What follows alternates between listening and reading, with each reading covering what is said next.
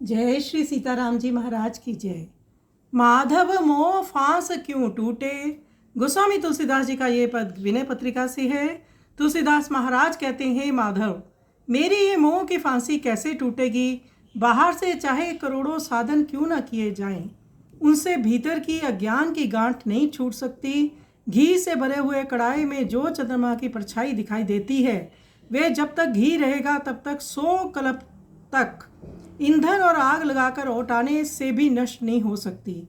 इसी प्रकार जब तक मोह रहेगा तब तक ये आवागमन की फांसी भी रहेगी।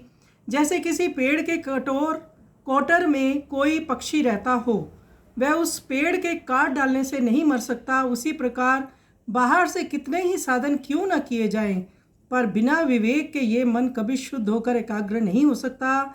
जैसे सांप के बिल पर अनेक प्रकार से मारने पर और बाहर से अन्य उपायों के करने पर भी उसमें रहने वाला सांप नहीं मरता, वैसे ही शरीर को खूब मल मल कर धोने से विषयों के कारण मलिन हुआ मन भीतर से कभी पवित्र नहीं हो सकता।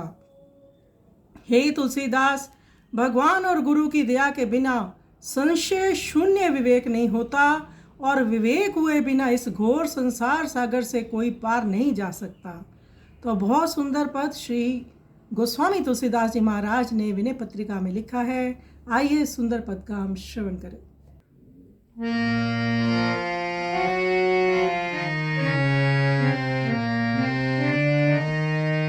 माधव मोह फांस क्यों